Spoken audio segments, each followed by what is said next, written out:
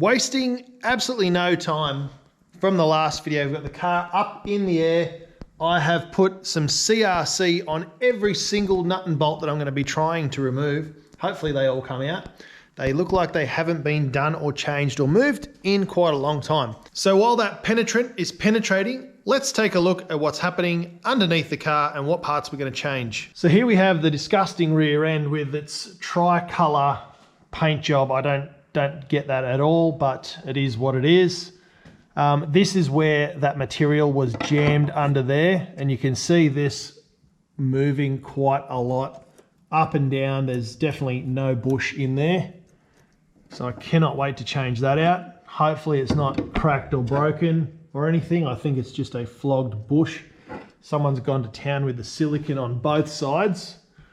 So we're definitely going to be getting rid of that. All of the bushes and things are pretty clapped. Yeah, this is like no pressure at all. And look how much that's moving. So we definitely need to replace all this stuff. All of the ball joints are all gone.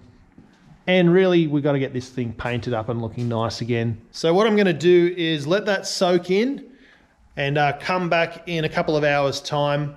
I'm going to do some other stuff, make use of my time, and come back and pull all those arms out so I can send them off to get sandblasted and powder coated, and we can press in the new bushes. In this small, unassuming box is all of the parts that are going to be changing the way the Evo handles and rides. It's going to be better than brand new. And we have all of the bushes from SUPERPRO.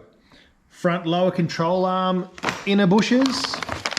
Kit with tubes. I'm not sure where that one goes. We've got the rear upper control arm inner bushes. Rear upper control arm rear bush kit. Diff pinion bracket bush kit. Front lower control arm inner bush. Rear differential pinion housing, rear toe control inner bush, and we also have the front adjustable sway bar link kit. So we've got that. So we can't put any of those things in just yet, but they are going in. A massive, massive shout out to SUPERPRO. They've sponsored us with Rhonda, and they're also sponsoring the Evo build. I cannot wait to get all of that stuff in there.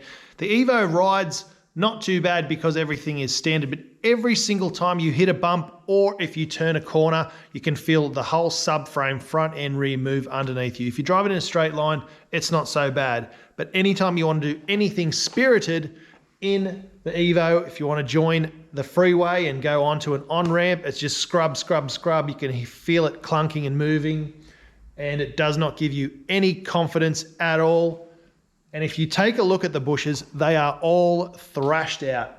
I actually pulled out this material here, was jammed in between the rear diff bush and also the housing where it's supposed to go. So someone's just shoved silicone and a bit of a washer in there to try and stop it moving, which is very special ed. That's the nicest way I can put it. Alrighty guys, it is the next day, Sunday.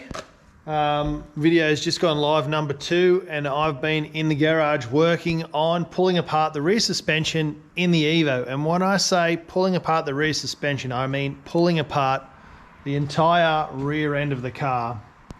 We have nothing in there. I'm going to remove the brakes completely and the hubs and give those a refresh. As you can see, they're pretty dirty, so just a matter of undoing those bolts, taking out the wheel bearing hub, may replace those as well. And down here on the floor is everything else. So before we go down there, let's have a look up here. There's plenty of brackets and everything that I have taken off. I've fully dismantled everything, including all the brackets that go around the handbrake cables. I'm going to get all of those zinc coated as well. And this is the underside of the damage from the first video. It actually doesn't look as bad from underneath the car. So once I pull the seats out, clean all that up, give it a hit with a hammer, straighten it out, and just give it a few spot welds, bang it some more, and then try and weld it all up. I think that'll actually be really easy to do, and we'll fix that. The fuel tank is just outside. I've emptied that. Even though I did put some fresh fuel in it when I got it, It still smelled a little bit like varnish, which means the fuel that was in it before had gone off. That's now going to be totally cleaned out. I'm going to let it dry out, and we're going to do the fuel pumps and stuff in a future video after we've refurbished the tank. But I've got some work to do. I'm going to get some rust treatment, and I'm going to just treat all of these spots here, let that soak in and dry, and then we'll wrap to coat the whole thing. I'll pull the whole bumper off.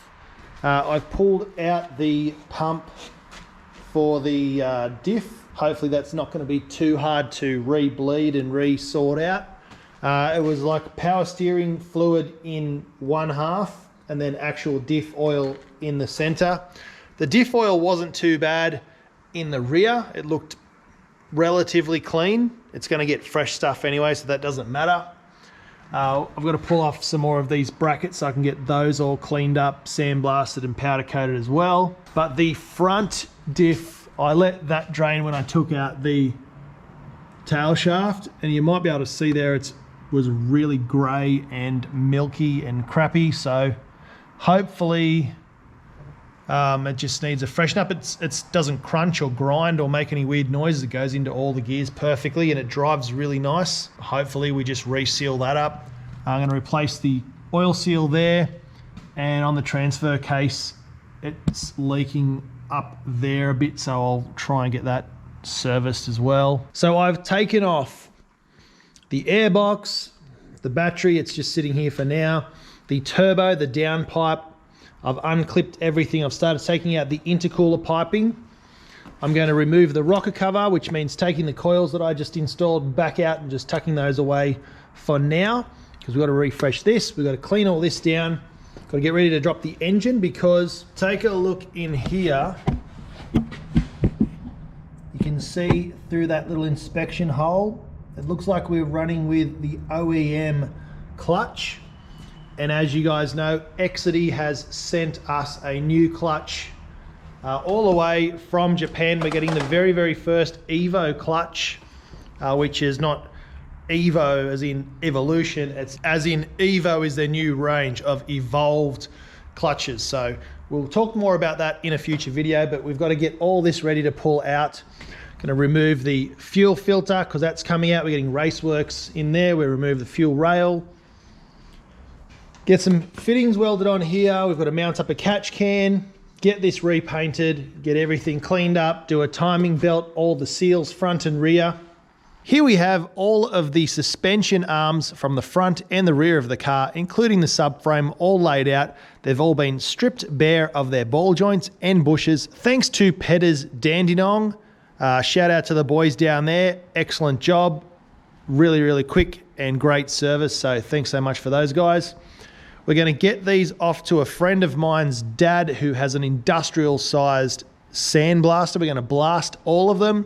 Then I'm going to get to work painting them, clear coating them, and then pressing in the SUPERPRO bushes, which will be coming up in a future episode once we've finished the underside of the car. I went on Facebook Marketplace and I found for 95 bucks a blown Mitsubishi TD05 standard turbo. This one is a genuine Mitsubishi one, whereas mine, I believe, might be a replacement because I can't see any markings for Mitsubishi on it at all. Nonetheless, this one is going to be sent over to Spartan Turbos and they're going to high flow that because it is in quite bad condition, and we're going to keep the original one that came off the car with the car so that can stay in pristine condition. This is going to be a pretty unglamorous video. I have stuff all over me from working on this thing, but as you can see, I'm part the way through the restoration of the underside of the car.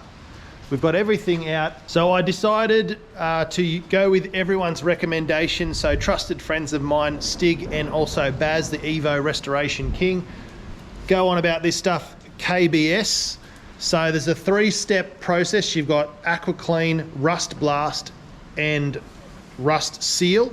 First thing I did was obviously pressure wash all underneath here in one of the previous videos, clean up the car, scrub it, degrease it, everything was perfectly clean. Then you go over everything with KBS aqua clean, and that just cleans everything again. It was pretty arduous to do that a second or a third time. Then there is this other product from KBS. It's the step 2. It kind of looks like Windex, but it's actually like a very light acid sort of based rust converter. That went over every single seam. So all of these seams everywhere around the car, I basically sprayed it on everywhere. There was a bit of rust down in here, and it ate all of that away back to nice silver metal. So it was only surface rust, which was great. Then I used the KBS rust seal down here. That stuff is an absolute nightmare to work with. It's all over my floor because it just drips everywhere. It's so runny. It's all over my skin. It's on my ear, it's on my face, it's everywhere. But once we let that dry for about 4 or 5 hours, I was able to then get onto the u-pol spray-on liner. This is a softer, more rubbery liner that seals and coats everything, as opposed to the Raptor liner that I've used previously. This one actually dries as a full rubberized coating, so a full membrane, water sealant, and also a stone guard. So when the rocks and water hit it, it doesn't sound like plastic, it sounds like rubber. So it'll take out some of the road noise, which is a good thing. But we've gone with the white, and this is 2 full 1 litre cans, and I've only just sort of 90% done just this back area. I've got to do all the way up under here. You can see there is the KBS rust sealant, which I've put everywhere, all that black stuff, and I've got to cover that. I'm going to do up into about this join here, just before the hoist, all the way back, so I can assemble the rear end of the car and get that all sorted. And then at a later date, once I've finished another project, I'll pull the engine out, do the clutch, do everything, probably paint the bay and get that looking schmick, because there's a little bit of slight surface rust in the bay. The other thing I've done is I have welded up the floor. Now, it's not pretty. I stitched welded it all the way. It's split into 2 pieces down here. And then I went back in between every weld, I tacked it again. And then in between those welds, I tacked it again. And got it basically 90% welded. And then I used a special seam sealer, which is the same stuff they use on the rest of the car from the factory. And I just squirted it on, use a brush and brush it all out so it's even. It doesn't look the prettiest, but it is definitely, I'm pretty proud of it. It's a really good job, but it doesn't look pretty. It's kind of like if you go to your favorite restaurant and you get the best food and the best meal you've ever had in your whole life. You don't want to go look in the kitchen, trust me. So that's kind of like a job like this. It's really, really well done. It's good. I'm proud of it, but you don't want to see what's underneath there. I'll show you what it looks like in the top because we haven't got any paint on there. And it was quite stressful welding with the interior in the car. So I had blankets and everything over all the Recaro trim, pulled the carpet back, took the seats out, covered everything. I put tin foil down so no sparks would get up through there. I welded it from the underside just to save any sort of heat or those little spitballs coming off the welds going anywhere. So I think that was the right way to do it. But we'll go up and take a look at the inside. I need to buy probably another 3 or maybe 4 cans of this. 1 litre doesn't go very far, especially when you're trying to put a nice thick coating on.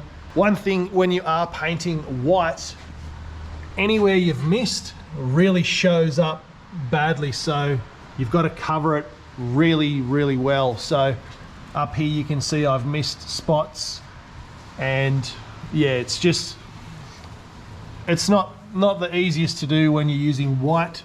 So I've just got to go through and do all those bits I've missed. I'm going straight over all of the fuel lines because they were starting to get some surface oxidization on them. So we'll just cover all those, protect them a bit, and it's just easier. I'm not going to take them off, let's be fair. I've got to work out when I can get back to Complete Auto Paints in Springvale, which is where I buy all my stuff. I've looked at every other shop that sells car stuff in Springvale and Clayton, and no one else sells what they sell. So they do have the best stuff on the shelf. I should have bought more, but I didn't, but that's on me, so my bad. Anyway, let's have a look up top.